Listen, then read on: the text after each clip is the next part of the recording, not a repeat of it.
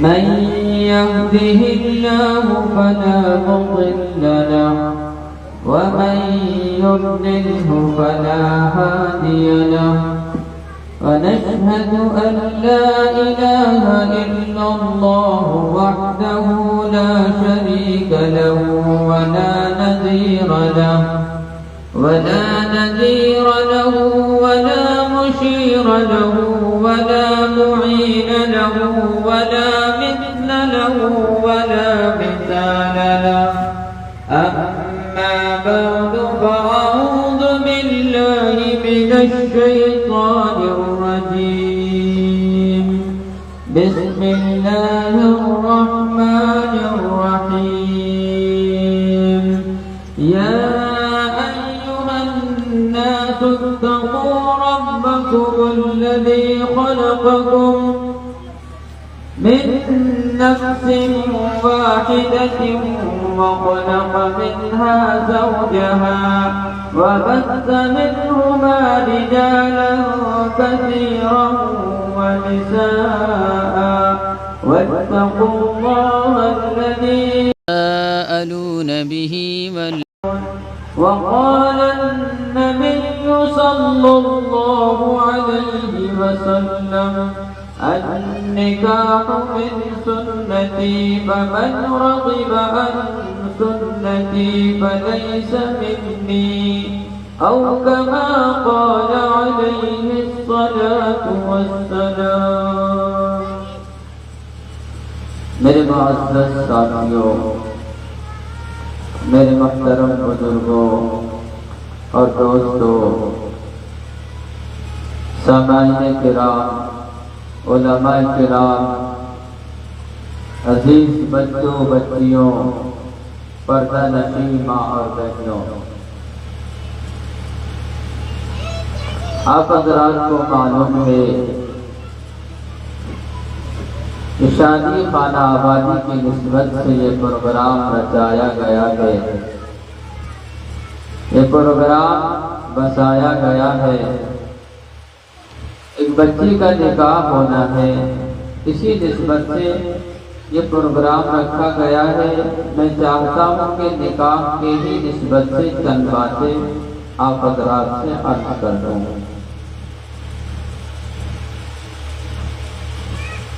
اس دنیا میں تو بہت سارے لوگ پڑھے لکھے آپ کو مل جائیں گے،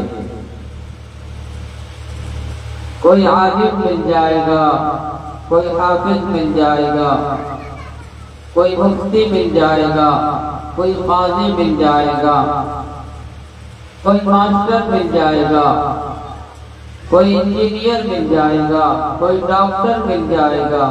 اس دنیا میں بہت سارے پڑھے لکھے آپ کو مل جائیں گے،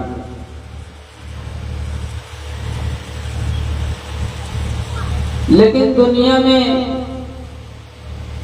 بہت سارے ایسے غیر پڑھے لکھے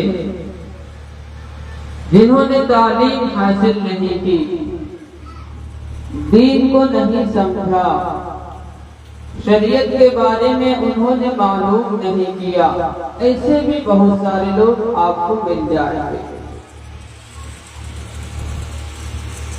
جو ایسے لوگ ملیں گے وہ اپنے آپ کو بہت بڑا سمجھتا ہے،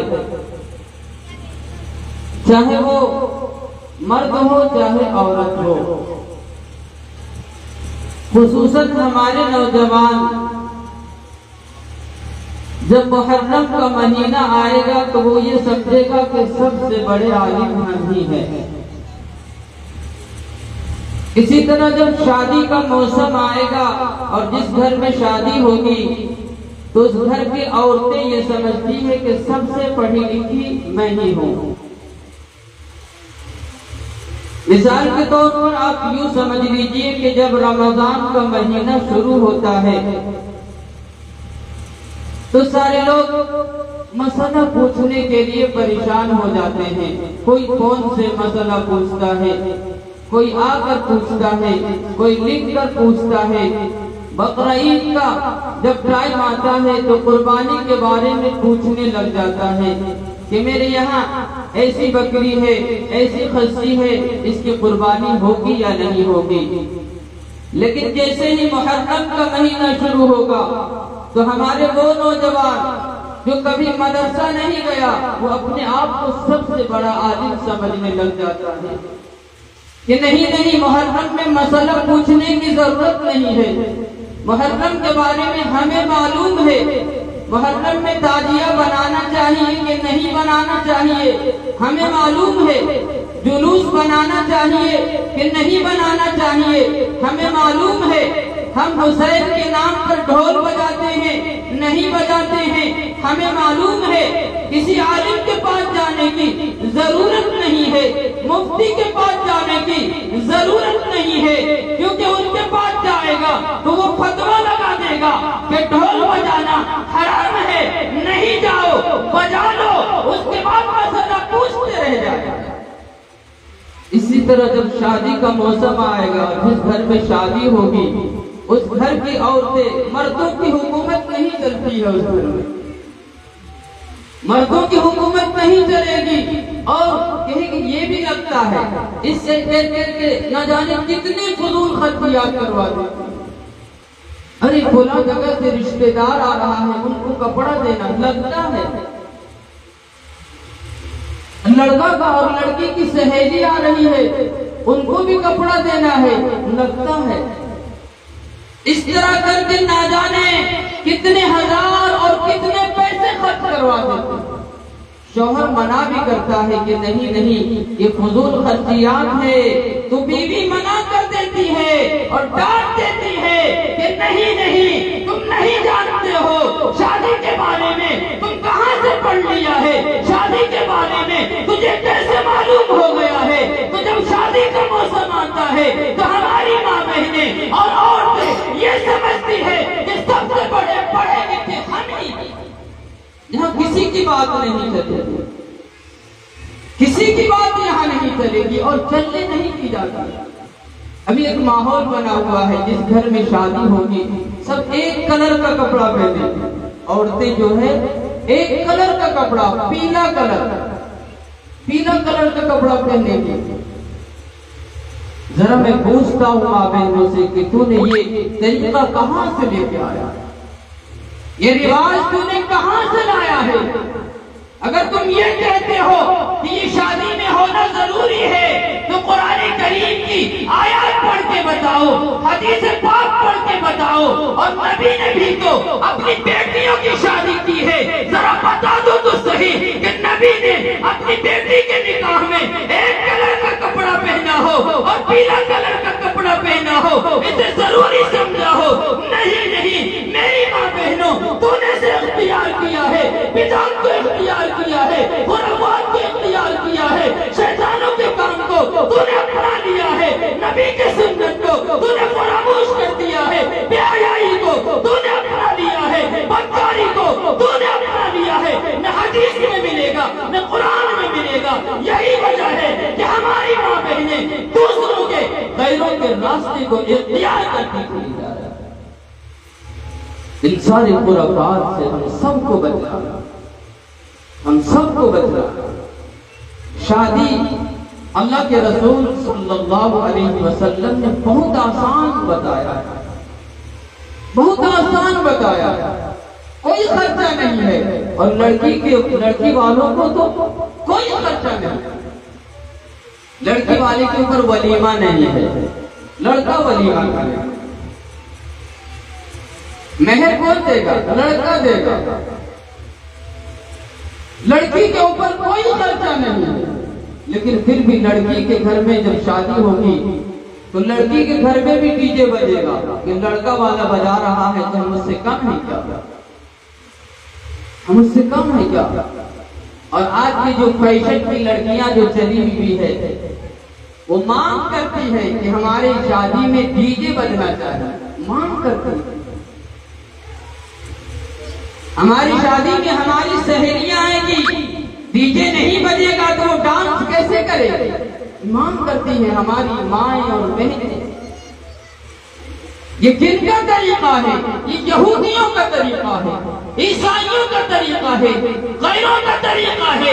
ہماری ماں اور بہنوں کے دل و دماغ میں اگر قرآن کی آیت بھر دیا جاتا، حدیث بھر دیا جاتا، نبی کی شریعت بھر دی جاتی، دین بھر دیا جاتا، نبی کا طریقہ اسے معلوم ہو جاتا، نبی کا کردار اسے معلوم ہو جاتا، نبی کا افعال اسے معلوم ہو جاتا، نبی کی باتیں اسے معلوم ہو جاتا، نبی کی حدیثیں وہ پڑھ لیتی، تو میں اپنے کعبہ کی قسم کھا کر کہتا ہوں کہ ہماری ماں بہنیں ڈی جے کا اور باجے کا کبھی وہ آرڈر نہیں کرتی کہ میری شادی میں ڈی جے بج جائے۔ ہم لوگ دین سے دور ہوتے چلے جا رہے ہیں، شریعت سے دور ہوتے چلے جا رہے ہیں۔ یہی وجہ ہے کہ آج مسلمان نشانی پر مسلمانوں کو ختم کرنے کی سازشیں کی جا رہی ہے، مسلمانوں کو مٹانے کی سازشیں کی جا رہی ہے، اور ہمارے نوجوان کہاں سویا ہوا ہے؟ پی جی میں سویا ہوا ہے۔ ہمارے نوجوان کہاں زندگی گزار رہا ہے؟ بے حیائی میں گزار رہا ہے۔ ہمارے نوجوان کہاں زندگی گزار رہا ہے؟ وہ گانوں میں گزار رہا ہے۔ ہمارے نوجوان کہاں زندگی گزار رہا ہے؟ بیکار کاموں میں گزار رہا ہے، جس سے نہ اپنا فائدہ ہوتا ہے نہ دوسرے کا فائدہ ہوتا ہے، بلکہ ہماری بدنامی ہوتی ہے۔ ہم یہ سمجھتے ہیں کہ ہم ڈی جے بجا رہے ہیں، میری بدنامی ہوگی۔ نہیں، پورے مسلمان قوم کی بدنامی ہوگی، پورے مسلمان کی بدنامی ہوگی۔ ہم نے بجا لیا اور ہم نے سوچا کہ بات یہی تک ختم ہو گئی۔ نہیں میرے معزز ساتھیوں، میرے دوستوں اور بزرگوں، بلکہ پوری مسلمان قوم کی بدنامی۔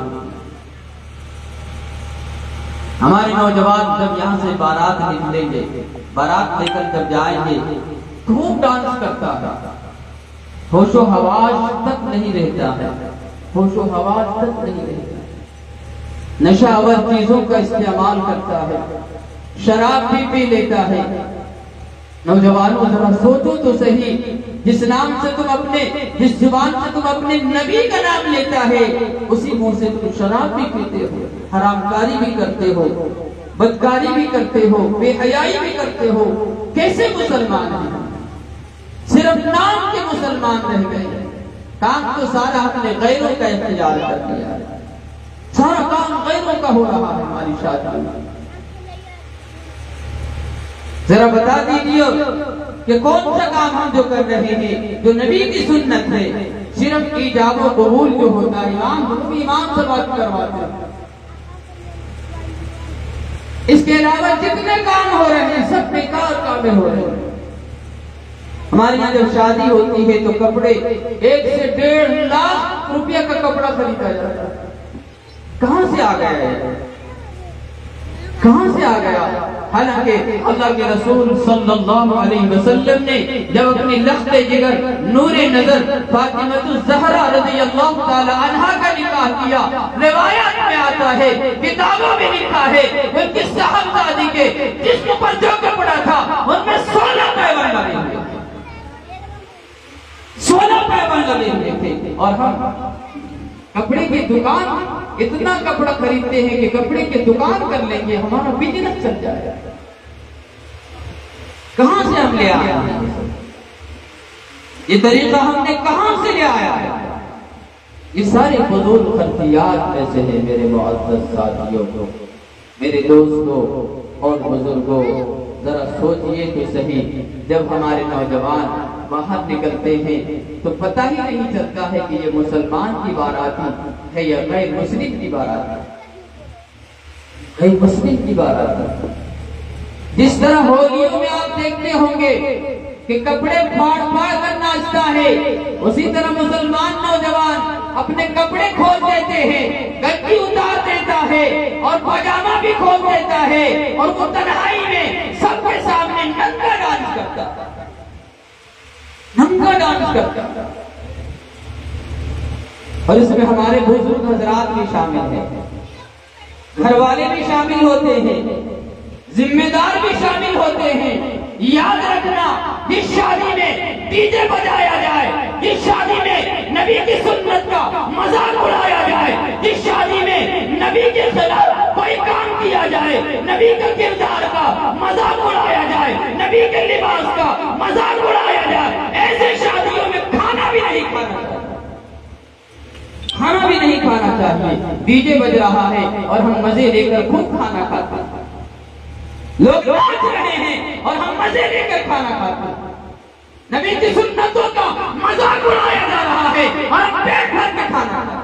شرم آنی چاہیے کہ ہم مسلمان ہیں اور نبی کی مذاق اڑایا جا رہا ہے، نبی کی سنتوں کا کھلواڑ ہو رہا ہے اور ہم اس شادی میں جا کر کھانا کھاتے ہیں۔ مسلمانوں کب ہمیں سمجھ میں آیا، کب ہمارے بھیجے کے اندر بات گھسے گی، کب ہمارے سینے کے اندر بات اثر انداز ہوگی، کب ہم پیدا ہوگا؟ کیا وہ وقت نہیں آیا ہے جو مسلمان اپنے دین و شریعت کے مطابق زندگی گزارتے ہیں؟ کب وہ وقت آیا؟ میرے معزز ساتھیوں، بڑے افسوس کے ساتھ کہنا پڑتا ہے، بڑے افسوس کے ساتھ کہنا پڑتا ہے کہ ہمارے پاس مسلمان نام کا کوئی چیز باقی نہیں ہے، کوئی چیز باقی نہیں۔ کیا باقی؟ اگر کوئی پوچھ لے آپ سے کہ بتاؤ تم مسلمان ہو تو مسلمانوں کی کیا پہچان ہے تمہاری، کیا بتاؤ گے؟ انگریز کا لباس اختیار کر لیا، کیا بتاؤ گے؟ بال جو کٹنگ کیا ہے وہ چورما کٹنگ کٹوا لیا ہے، کیا بتاؤ گے؟ جو جنس پہنا ہوا ہوتا ہے وہ پٹا ہوا جنس پہنا ہوا ہوتا ہے، کیا یہ مسلمانوں کی نشانی ہے؟ شریعت نے ہمیں یہ طریقہ دیا تھا، شریعت نے ہمیں یہ سکھایا تھا، کیا دین کی کسی کتاب میں ایسی چیز ملتی ہے؟ کیا نبی نے ایسا فرمایا تھا؟ کیا نبی نے ایسا طریقہ سکھایا تھا، ایسا راستہ دکھایا تھا؟ نہیں نہیں، انہوں نے ہم نے غیروں کا طریقہ لے لیا ہے اور غیر ہمارا طریقہ لے لیا، غیر ہمارا طریقہ لے لیا۔ آج جب ہم بازار میں جائیں گے تو وہاں غیر مسلم عورتیں کوئی نظر نہیں آئے، کوئی نظر نہیں آئے، ساری عورتیں برقع پوش، ساری مسلمان عورتیں بازار میں پڑی ہوئی ہیں۔ یہ کہاں کا طریقہ ہے؟ غیروں نے اپنا طریقہ ہمیں دے دیا ہے اور ہم نے اپنا طریقہ انہیں دے دیا ہے کہ ان کی عورتیں پردے کے ساتھ زندگی گزار رہی ہے اور ہماری عورتیں بازاروں میں بے پردہ پھر رہی ہے، حالانکہ ہمارے نبی نے فرما دیا ہے کہ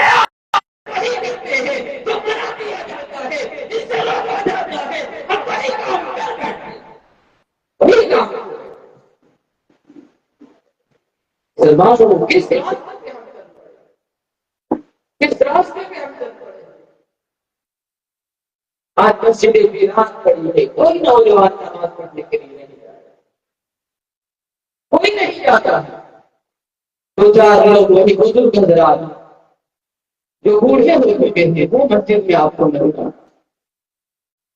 حالانکہ حدیث پاک میں آتا ہے کہ اللہ تبارک و تعالیٰ کو جوانی کی قابل قبول ہے، اللہ کو جو پسند ہے جوانی کی عبادت، لیکن نوجوان فجر میں تو بستر میں گزار دے گا، ظہر میں ایک دریا میں گزار دے گا، اثر چائے کی دکانوں میں گزار دے گا، مغرب پھر اپنے دوست احباب میں گزار دے گا، پھر عشاء بستر میں گزار دے گا، بستر میں گزار دے گا۔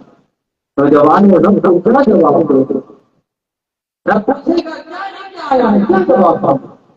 بے حیائی کر کے آیا ہے، بدکاری کر کے آیا ہے، برائی کر کے، کیا جواب دو گے؟ کیا لگاؤ گے؟ نہیں میرے معزز ساتھیوں، ہمارے سامنے نبی کی حدیث ہے، ہمارے سامنے قرآن ہے، ہمارے سامنے اللہ کا پیغام ہے، اللہ کا احکام ہے، ہمیں اللہ کے احکام کے مطابق اپنی زندگی کو گزارنے کا۔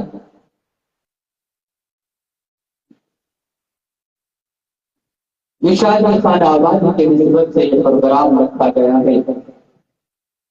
جب پہلے اللہ کی جو ولی ہوتے تھے، جب وہ نکاح کرتے تھے، شادی کرتے تھے، تو کوئی فضول خرچیات نہیں کرتے تھے، کوئی بیکار کام نہیں کرتے تھے، بلکہ جیسے نبی نے نکاح کیا اسی طریقے پر نکاح کرتے تھے. سادگی کے ساتھ اللہ کے رسول نے نکاح کیا. صحابہ کرام نے بھی سادگی کو اختیار کیا. ذرا بتا دو تو صحیح کسی صحابہ نے نبی کے سنت کے خلاف نکاح کیا ہے؟ ذرا بتا دو صحیح کہ صحابہ کرام نبی کے کردار کے مطابق زندگی گزارا ہو. صحابہ کرام نبی کے افعال کے مطابق افعال کے مطابق نہ رہ کر زندگی گزارا ہو. ہم بھی تو اسی نبی کے غلام ہیں. ہم بھی تو اسی کے صحابہ کرام کے نقش قدم پر چلنے والے ہیں. تو پھر ہم کیوں غیروں کی طریقہ انتظار کرتے ہیں؟ ہمارے سامنے ہے اہدنا الصراط المستقیم، سیدھا راستہ ہمارے سامنے ہے. تو پھر ہم ٹیڑھے راستے کو کیوں اختیار کرتے ہیں؟ غلط راستے کو کیوں اختیار کرتے ہیں؟ ایک معلوم ساتھیوں سمجھنے کی اور کرنے کا مقام ہے. کیا اور ہر طریقہ ہمارا ہے غیروں کا ہوا، غیروں کا ہوا. اسی لیے مسلمانوں، نوجوانوں، صحابہ کرام رضوان اللہ تعالی علیہم اجمعین کے بارے میں چاہے کہ دو صحابہ راستے میں جا رہے ہیں. کتنا آسان نکاح ہے. اللہ کے رسول نے جس طرح آسانی کے ساتھ نکاح کرنے کو بتایا، صحابہ نے اسی طرح کیا. تو صحابہ راستے میں جا رہے ہیں، ایک دوسرے سے گفتگو ہو رہی ہے، بات چیت ہو رہی ہے، اور دونوں آپس میں دوست بھی ہے. راستے میں چلتے چلتے ایک مکان آ جاتا ہے، گھر آ جاتا ہے. ایک دوسرے سے کہتا ہے کہ میرے دوست اس گھر میں ایک لڑکی ہے جسے میں پسند کرتا ہوں، جاؤ اور نکاح کا پیغام لے کر کے جاؤ. نکاح کا پیغام لے کر کے جاؤ. لہٰذا جب نکاح کا پیغام لے کر جاتا ہے اور کہتا ہے کہ میرا بلا دوست ہے، آپ کی لڑکی سے نکاح کرنا چاہتا ہے، شادی کرنا چاہتا ہے، کیا آپ اپنی بیٹی کا نکاح میرے دوست سے کریں گے؟ لہٰذا باپ انکار کر دیتا ہے کہ نہیں، مجھے وہ تمہارا دوست پسند نہیں ہے، مجھے تم پسند ہو، تم میری بیٹی سے نکاح کرو گے؟ تم میری بیٹی سے نکاح کرو گے؟ لہٰذا وہ تیار ہو جاتا ہے کہ ہاں میں نکاح کر لوں گا. لہٰذا نکاح کا پیغام کسی اور کو لے کر گیا تھا، لیکن نکاح خود کر لیتا ہے. اندر ہی اندر نکاح ہو جاتا ہے. کسی کی ضرورت نہیں پڑتی ہے، نہ رشتے داروں کی ضرورت پڑتی ہے، نہ جگہ والوں کی ضرورت پڑتی ہے، نہ ماننے والوں کی ضرورت پڑتی ہے. بلکہ صحابہ کرام اور صحابہ اندر ہی اندر کوئی کمال بن جاتا ہے، کوئی خطبہ پڑھ دیتا ہے، کوئی قبول کروا دیتا ہے، نکاح ہو جاتا ہے. نکاح ہونے کے بعد خوشی خوشی وہ صحابہ باہر نکلتا ہے، مسکراتے ہوئے باہر نکلتا ہے. پوچھتا ہے کام ہو گیا؟ ہاں کام ہو گیا. میں کام کو منع نہیں کر گیا تھا، لیکن نکاح میں نے کام میں نے کر دیا ہے، کسی کو پتا بھی نہیں چلا. نکاح ہو گیا، شادی ہو گئی. آج ہم پورے محلے والوں کو جگاتے ہیں، ڈی جے بجا بجا کے ان کی نیند کو حرام کر دیتے ہیں، اور جو ہارٹ پیشنٹ ہوتا ہے وہ اللہ کے پیارے ہو جاتے ہیں.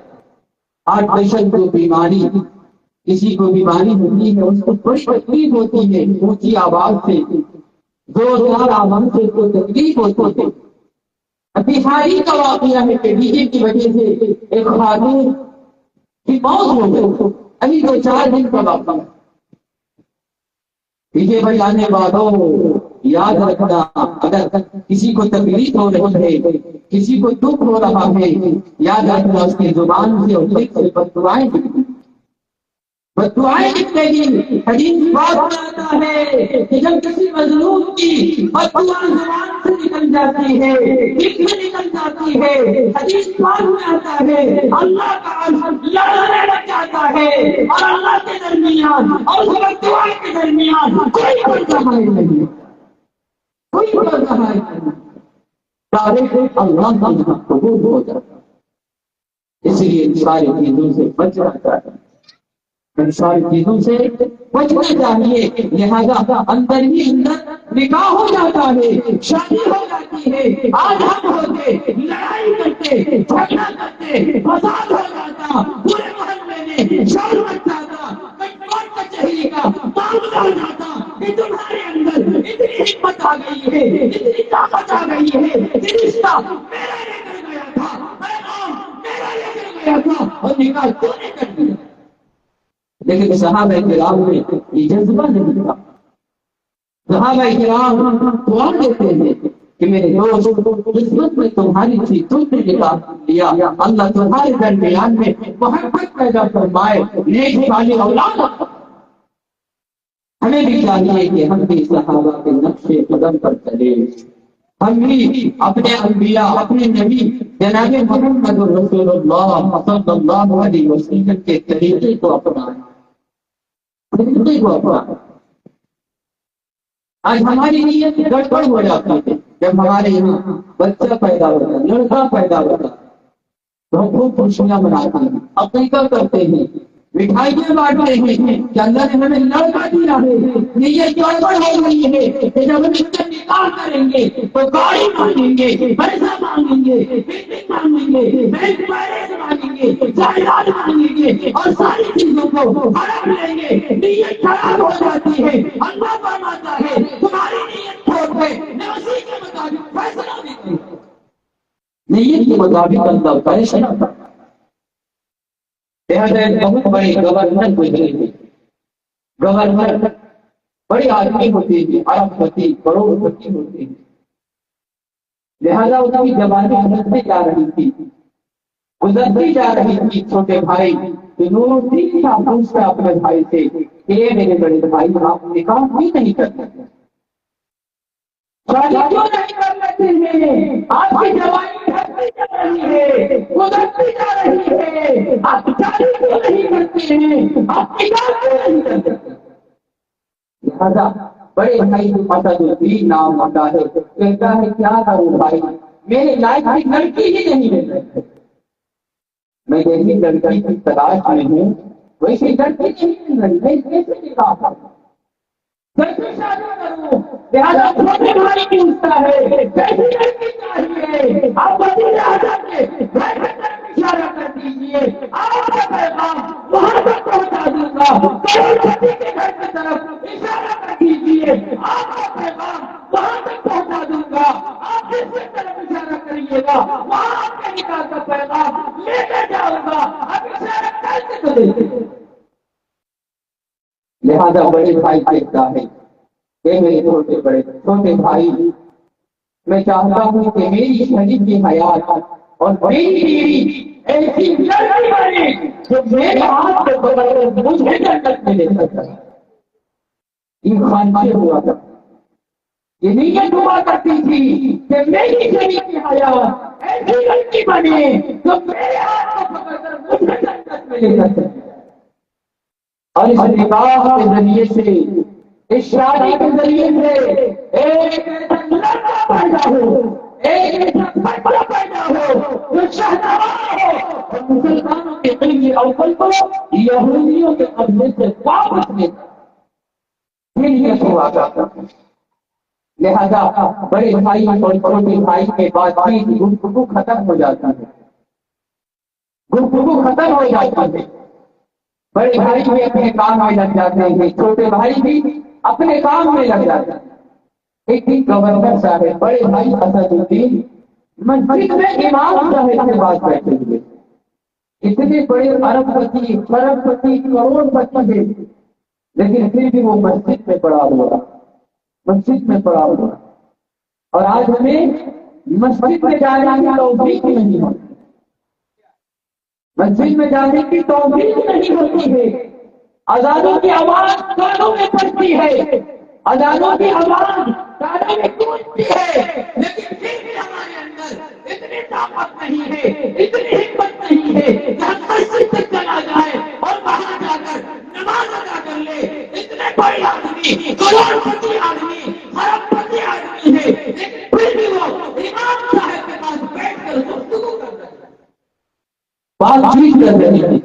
اچانک ایک لڑکی آ جاتا ہے اور پردے کے پیچھے سے گفتگو کرنے لگ جاتا ہے، اور سلام و کلام کے بعد خیریت پوچھنے کے بعد امام صاحب کہتے ہیں کہ یہ میری بیٹی، میں نے تمہارے یہاں ایک لڑکا بھیجا تھا جو خوبصورت بھی تھا، خوبصورت بھی تھا، مالدار بھی تھا، دولت مند بھی تھا، بڑے خاندان سے تعلق بھی رکھتا تھا، اچھے خاندان سے تعلق بھی رکھتا تھا۔ اے میری بیٹی، تو نے اسے انکار کیوں کر دیا، ریجیکٹ کیوں کر دیا؟ تو لڑکی کہتی ہے کہ اے ایمان والے، میں مانتی ہوں کہ وہ خوبصورت تھا، میں مانتی ہوں کہ وہ خوبصورت تھا، میں مانتی ہوں بڑے خاندان سے تعلق رکھتا تھا، میں مانتا ہوں بڑا آدمی تھا، میں مانتا ہوں اربپتی تھا، میں مانتا ہوں کروڑپتی تھا، لیکن اے ایمان والے، میری اتنی خواہش ہے کہ میرا شوہر ایسا لڑکا بنے جو میرے ہاتھ کو پکڑ کر مجھے جنت میں لے کر جائے، اور اس نکاح کے ذریعے سے، اس شادی کے ذریعے سے ایک ایسا بچہ پیدا ہو، ایک ایسا لڑکا پیدا ہو جو شاہسوار ہو اور مسلمانوں کے قبضے اول کو یہودیوں کے قبضے سے واپس لے۔ لڑکی کے اندر بھی یہی خواہش، لڑکے کے اندر بھی یہی خواہش، لہذا سنتے ہیں تو کان بڑے ہو جاتا ہے، کان بڑے ہو جاتے ہیں کہ میری یہی خواہش ہے، لڑکی کی بھی یہی خواہش ہے۔ لہذا وہ امام صاحب سے کہتے ہیں کہ اے امام صاحب، یہ شادی کس سے کرواتا، غریب لڑکی سے کرواتا ہے۔ لہٰذا امام صاحب کہتے ہیں کہ یہ غریب خاندان سے تعلق رکھتے ہیں، اس کے ماں باپ نے ایک خاندان کا ان کی پرورش کی ہے، آپ تو بڑے آدمی ہیں، کروڑپتی آدمی ہیں، آپ غریب لڑکی سے کیسے شادی؟ لہٰذا وہ گورنر صاحب کہتے ہیں کہ نہیں، مجھے دولت کی ضرورت نہیں ہے، اللہ نے بہت دولت دی ہے، مجھے پیسے کی ضرورت نہیں ہے، بینک بیلنس کی ضرورت نہیں ہے، جائیداد کی ضرورت نہیں ہے۔ امام صاحب، جو میرے دل کی خواہش ہے، اس کی دل کی بھی بڑی خواہش ہے، مجھے یہ لڑکی پسند ہے، مجھے اس لڑکی سے شادی کرنا۔ نکاح ہو جاتا، آسانی کے ساتھ نکاح ہو، آسانی کے ساتھ نکاح ہو۔ حالانکہ اگر کوئی بڑا آدمی ہوتا ہے، گورنر ہوتا ہے، کروڑپتی ہوتا ہے، تو اپنے نکاح میں اور اپنی شادی میں کروڑ روپیہ خرچہ کرتا ہے، لیکن گورنر صاحب دینداری سے تعلق رکھتے تھے، شریعت سے تعلق رکھتے تھے، نبی سے محبت کرتے تھے اور قرآن سے محبت کرتے تھے، اللہ کے احکام اس کے دل میں توسیع ہوئی تھی، لہٰذا وہ سادگی کے ساتھ نکاح کرتا ہے، اور نکاح کے بعد اس نکاح کے ذریعے سے ایک ایسا بچہ پیدا ہوتا ہے، لڑکا پیدا ہوتا ہے جو شاہسوار بھی ہوتا ہے اور مسلمانوں کے کبریاء کو واپس بھی لے کر آتا ہے، جس کا نام صلاح الدین۔ اگر نیت صحیح ہوتی ہے تو اللہ نیت کے مطابق فیصلہ کرتا ہے، نیت کے مطابق۔ اس لیے ہم اپنی نیت کو صحیح رکھیں، ہم اپنی نیت کو صحیح رکھیں اور کوئی مسلمان کر لے، ارادہ کرتے کہ نہیں، جب میں اپنی بچی یا بچی کی شادی کروں گا کوئی مانگ نہیں، کوئی مانگ نہیں۔ آج جب لڑکی دیکھنے کے لیے جب جاتا ہے لڑکا والا تو پوچھتا ہے کوئی مانگ ہے، تو لڑکا والا کہتا ہے مانگ تو کچھ نہیں ہے، لیکن میرا بیٹا جو ہے نا وہ 2.5 لاکھ روپے کی گاڑی میں چلتا ہے، وہ گاڑی لینا پڑے گا، مانگ کچھ نہیں ہے، 2.5 لاکھ روپے کی گاڑی لے دیجیے، کوئی مانگ نہیں۔ اور کچھ کیا یہ میری بات نہیں ہے، آپ کی بیٹی چلائے گی، اور کیا چاہیے؟ الماری چاہیے، جو چیزیں اپنی زندگی میں خرید نہیں پایا وہ بیٹے کی شادی میں وہ بھیک منگا بن جاتا ہے، ایک منگا بن جاتا ہے کہ مجھے وہ چیزیں چاہیے جو میرے گھر میں نہیں ہے، اور میں ساری زندگی کما کر بھی خرید نہیں پاؤں گا، ایسی چیزوں کا مانگ کرتا ہے۔ وہ غریب کی بچی ذرا سوچیے تو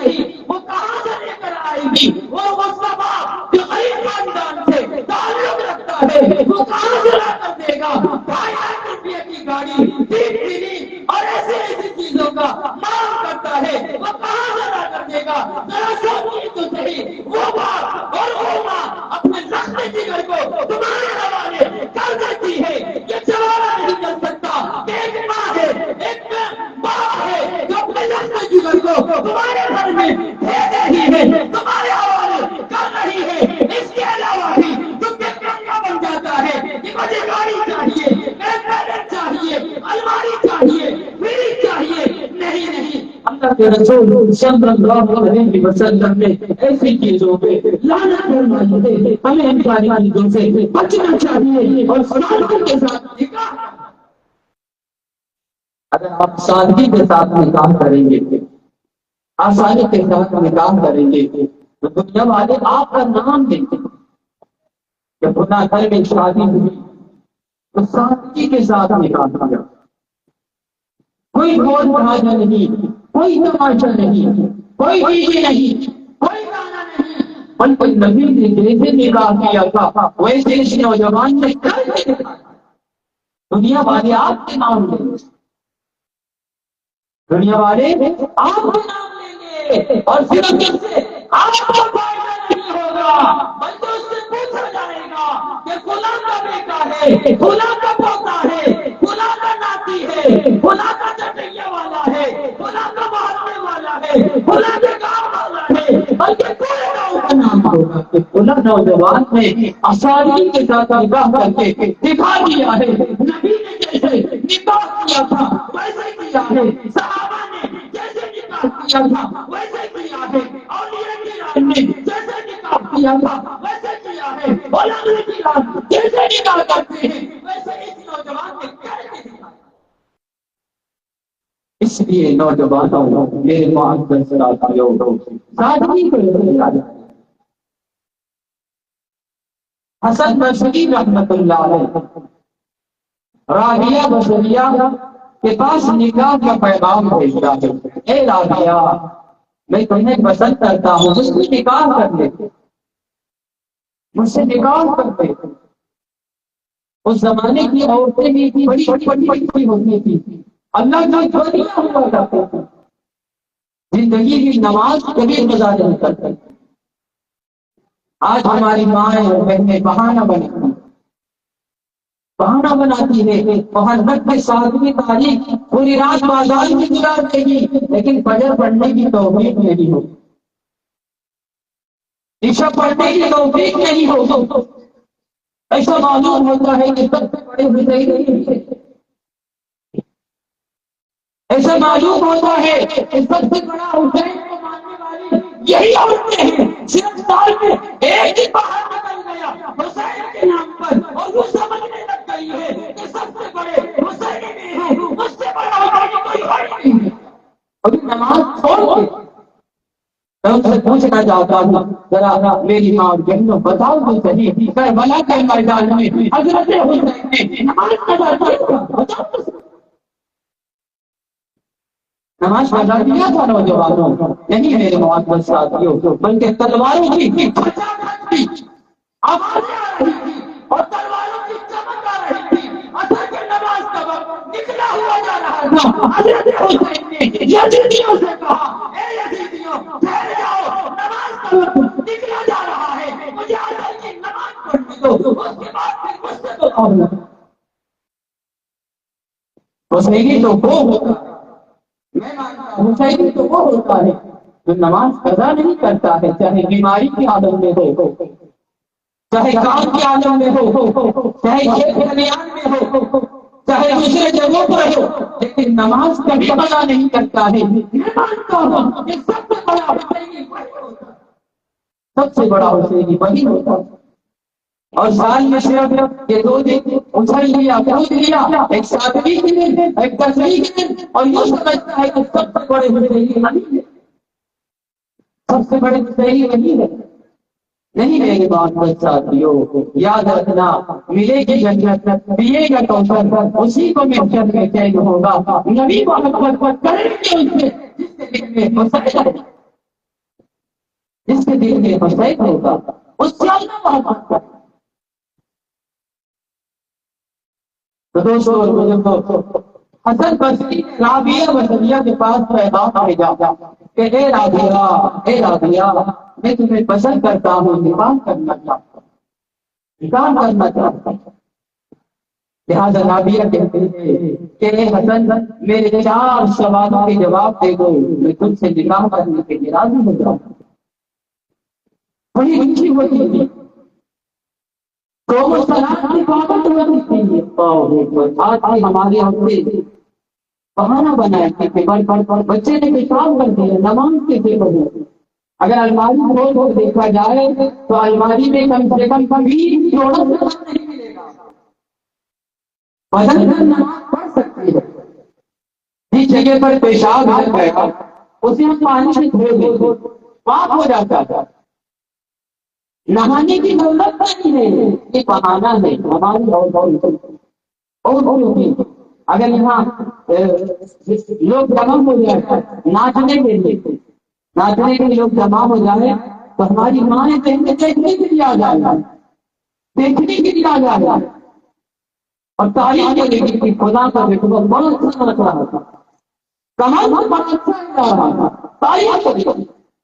لیکن یاد رکھنا میری ماں اور تیری لوگوں کہ میرا طریقہ نہیں ہے، آپ کا طریقہ نہیں ہے، نبی کا طریقہ نہیں ہے، حدیث میں کہیں ایسا نہیں ملتا ہے، قرآن کا احکام نہیں ہے۔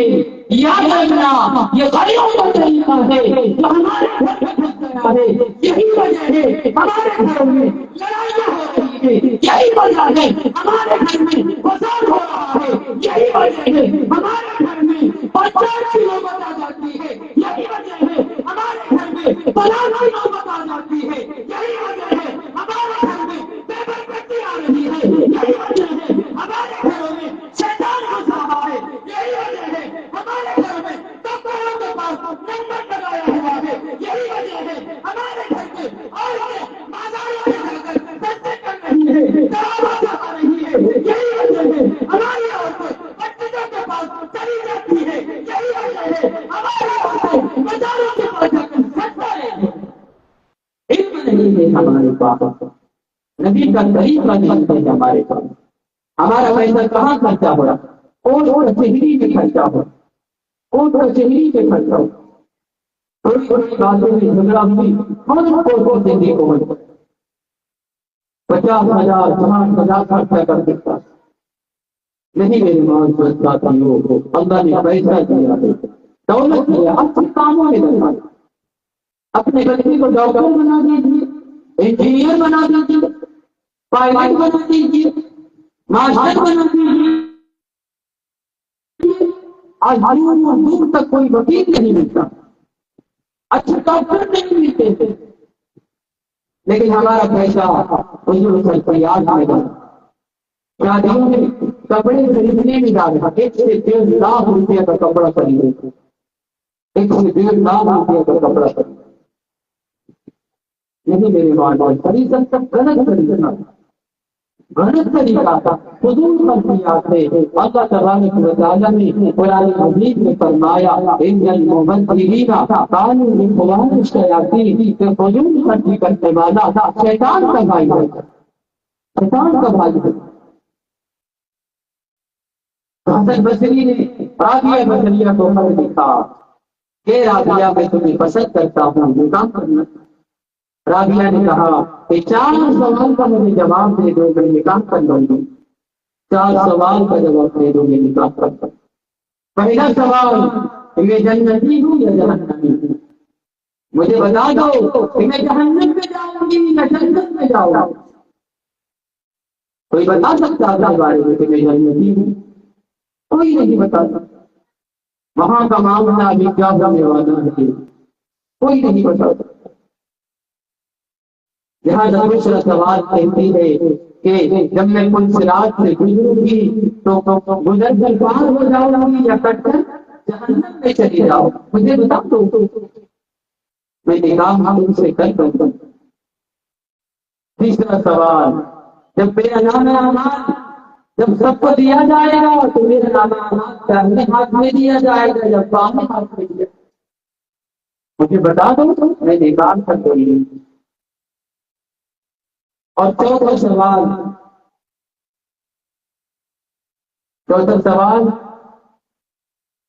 ذہن سے نکل گیا، چوتھا سوال کہ اتنی پڑھی لکھی ہوتی تھی اور بھی اس زمانے کی، اس زمانے کی عورتیں اتنی پڑھی لکھی ہوتی تھی، لیکن حسن بصری تو کہتے ہیں آپ سوال بھی کیجیے، میں تو فقیر ہوں، میں تو عالم ہوں، میں تو مفتی ہوں، تمہارے سوالوں کا جواب کیا زیادہ بتا دوں گا، لہٰذا جب انہوں نے سوال کیا تو پہلے بھی لکھے تھے زمین کھسک جاتی ہے، ایک سوال کا جواب نہیں دے پاتا، ایک سوال کا جواب نہیں دے پاتا۔ مجھے تو خود نہیں پتا ہے کہ میں جنت میں جاؤں گا، میں تمہاری بارے میں کیسے بتاتا ہوں؟ میں گر جاؤں گا یا پار ہو جاؤں گا، میری بات کی مجھے نہیں، نہ میں ہمارے دائیں ہاتھ میں دیا جائے گا، بائیں ہاتھ میں دیا جائے گا، یہ تو مجھے معلوم نہیں ہے، میں تمہارے بارے میں لہٰذا راجہ بصری کہتے ہیں کہ اے حسن بصری، جب تک میں یقین نہ بنا لوں کہ میں جنت میں جاؤں گی، میں یقین نہ بنا لوں کہ میرے دائیں ہاتھ میں نہ میں آرام دیا جائے گا، میں یقین نہ بنا لوں کہ میں کوئی صراط سے گزر جاؤں گی، جنت میں چلی جاؤں گی، تب تک میں بیکار نہیں۔ ایسے لوگ دنیا میں، ایسے لوگ دنیا میں، اور آج ہمارے یہاں کے نوجوان جیسے 18 سال کا ہوتا ہے، بالغ ہوتا ہے، ماں باپ رشتہ طے نہیں کر دیتا ہے تو خود طے کر لیتا ہے۔ کئی معاملہ آیا ہے چلا جاتا ہے، ایک وقت کی نماز نہیں ہے، ایک وقت کی نماز نہیں پڑھتا، اگر فضری اور نازیہ کو دیکھو کیسی زندگی گزاری ہے انہوں نے، کیسے نماز پڑھی ہوگی، کیسے حج ادا کی ہوگی، کیسے اللہ کے حکام کے مطابق اپنے آپ کو سنبھالی ہوگی، ذرا سوچیے تو صحیح۔ آج ہمارے یہاں تھوڑا سا لیٹ ہو جاتا ہے، ٹائم لگ جاتا ہے، ماں باپ کسی کام میں بزی رہتا ہے، اس کا نہیں لگا پاتا ہے، تو بیٹا جو ہے خود طے کر لیتا ہے کہ میں خدا نبی سے نکاح کر لوں گا، اور کر بھی لیتا ہے، اور یہ صرف لڑکے کے اندر نہیں بلکہ لڑکیوں کے اندر یہ بے حیائی آتی ہے، لڑکیوں کے اندر بھی یہ بات آ گئی ہے کہ ماں باپ نے تھوڑا سا اندیشہ کر دیا، اندیکھا کر دیا تو بیٹی نے لڑکی کو لے کر چلی، ایسا معاملہ بھی آیا ہے۔ اس لیے میرے بات ساتھیوں، میرے دوستوں، نکاح کو سادگی کے ساتھ، آسانی کے ساتھ نکاح کرنا چاہیے۔ اللہ کے رسول صلی اللہ علیہ وسلم نے فرمایا کہ جو نکاح سادگی کے ساتھ کیا جائے، آسانی کے ساتھ کیا جائے، اللہ اس نکاح میں برکت عطا فرماتا۔ مثال کے طور پہ آپ یوں سمجھ لیجیے، آپ شادی کیے اپنے لڑکے کا اور اس میں ڈی جے بجایا، لوگوں کو نچوایا، نچا کر اپنی بہو کو گھر ملایا، اپنی بہو کو نچا کر گھر ملایا۔ ایک بات مجھے آج تک سمجھ میں نہیں آئی کہ شادی تو لڑکے کا ہوتا ہے، شادی لڑکا کرتا ہے، لیکن ناچنے والے اس کے دوست احباب ہوتے ہیں۔ ارے شادی کرنے والوں کو خوشی نہیں، ناچنے والوں کو کیا مل رہا ہے؟ خوشی لڑکے کو ہو رہا ہے، لڑکے کو ناچنا چاہیے۔ یہ بات آج تک مجھے سمجھ میں نہیں آئی ہے کہ ناچنے والا دولہا نہیں ہوتا ہے بلکہ وہ دوسرا ہوتا ہے، غیر ہوتا ہے۔ یہ بات آج تک مجھے سمجھ میں نہیں آئی، اس کو کیا خوشی ہے، اس کو کیا مل رہا ہے، حالانکہ اسے کچھ نہیں ملتا ہے، لڑکی کو دولہے نہیں ملتا۔ تو لڑکی کو ناچنا چاہیے لیکن دوسرا کو ناچتا ہے، وجہ ابھی بھی مجھے پتا نہیں چل پاتا۔ اسی لیے میرے معزز ساتھیوں، ناچنا گانا، لہٰذا میں یوں کہہ رہا تھا کہ آپ نے لوگوں کو نچا کر بہو کو لایا، اب بہت سارے لوگوں کو نچائے، پورے گھر والوں کو نچائے، پورے گھر والوں کو نچائے گی۔ کبھی ماں امام صاحب کے پاس جائے گی کہ امام صاحب میری بہو جب سے آئی ہے میرا بیٹا میری بات نہیں مانتا ہے، ایسا جادو کر دیا ہے بہو نے، کوئی تعویذ بھی کر دیتی تھی. کبھی حضرت کے پاس چلے جائے گی کہ میری بہو جب سے آئی ہے میرے بیٹے کو جادو کر کے رکھی ہے، ایک بھی بات میرا بیٹا نہیں مانتا. تو وجہ تو یہی ہے کہ تجھے نچوا کر لایا اور بہو تمہیں نچائے گی، نچوا کر لایا ہے انہیں خاندان والے کو نچائے گی. کیوں نہ نچائے گی؟ تو نے نچا کر لایا ہے، سکھایا تو نے، شروع تو نے کیا ہے، آغاز تو نے کیا ہے، پورے محلے والے کو نچایا ہے، اب پورے خاندان والے کو نچائے گی، گھر والوں کو نچائے گی، ساس کو نچائے گی، سسر کو نچائے گی، اور ناچتے ناچتے یہاں تک معاملہ آتا ہے پہچان ہو جاتی ہے، انجمن سے فیصلہ کیا جاتا ہے، طلاق کا معاملہ آتا ہے. اس لیے محلے والوں کو نچانے کی ضرورت نہیں ہے، بلکہ نہ نچائیں گے تو اللہ کے رسول نے فرمایا ہے تو اس نکاح میں برکت ہو جاتی ہے، اللہ کی رحمتوں کا نزول ہو جاتا ہے. اس لیے میرے معزز ساتھیوں، نکاح کرے سادگی کے ساتھ نکاح کرے، آسانی کے ساتھ نکاح کرے، اس میں کوئی بدعت نہ ہو، کوئی خرافات نہ ہو، کوئی خرابیاں نہ ہو، کوئی بیماریاں نہ ہو، کوئی بیکار کام نہ ہو، کوئی بدکاریاں نہ ہو، کوئی ناچ نہ ہو، کوئی گانا نہ ہو، کوئی بے حیائی نہ ہو، سادگی کے ساتھ نکاح. اور خصوصاً میں اپنی ماں اور بہنوں سے گزارش کروں گا، ماں اور بہنوں سے گزارش کروں گا کہ جب بارات آ جاتی ہے، بارات آ جاتی ہے تو سارے لوگ میک اپ کر ایسے کوئی باہر نہیں نکلے گی. یاد رکھنا میری ماں اور بہنوں، میک اپ کرنا شوہر کے لیے، اگر آپ شوہر کے لیے میک اپ کر رہے ہیں یہ تو جائز ہے، لیکن آپ پورے محلے والے کو دکھوانے کے لیے کر رہے ہیں، پورے بازار والے کو دکھانے کے لیے کر رہے ہیں، تو یہ میک اپ جائز بلکہ حرام ہے. آج یہی ہو رہا ہے کہ گھر کی جو عورتیں ہیں وہ پھٹے پرانے کپڑے پر رہے گی، یہ جب کسی شادی میں یا کسی فنکشن میں جائے گی، کسی جگہ پر جائے گی، بازار میں جائے گی، اچھے اچھے لباس اچھے کپڑے پہن کر باہر نکلتی ہے، کیونکہ بازار والے دیکھیں گے، غیر محرم مرد حضرات دیکھیں گے، تعریف کریں گے. اگر تم نے گھر میں میک اپ کیا ہوگا شوہر کے لیے، اچھے کپڑے پہنا ہوگا شوہر کے لیے، تو تمہاری شوہر تمہاری تعریف کرتا. لیکن تمہارا شوہر جب خریدار سے کام کر کے آتا ہے، تمہارا شوہر جب دکان سے آتا ہے، تمہارا شوہر جب کسی جگہ سے کام کر کے آتا ہے تو وہی بدبو اور پسینے میں ڈوبا ہو تمہیں تم رہتی ہو، وہی پٹی اور پرانے لباس میں رہتی ہو. یاد رکھنا یہی وجہ ہے کہ آج شوہر دوسرے کی طرف نگاہ کرتی ہے اور دوسرے کے گھروں میں چکر لگانے لگ جاتے ہیں کہ نہیں وہ صبر کر رہتی ہے، خوبصورت بن کے رہتی ہے، مجھے وہ پسند ہے، تم تو پسینے میں تمہیں میں رہتی ہو، بدبو آتی ہے تمہارے جسم سے، تمہارا لباس بھی صحیح نہیں ہے. اس لیے میری ماں اور بہنوں، اپنے شوہر کے لیے میک اپ کرنا یہ جائز ہے، بازار میں دکھانے کے لیے، غیر کو دکھانے کے لیے یہ جائز نہیں ہے بلکہ حرام ہے. ان ساری باتوں سے چیزوں سے ہمیں بچنا چاہیے. ہم انہی چند باتوں پر اپنی باتوں کو ختم کرتا ہوں.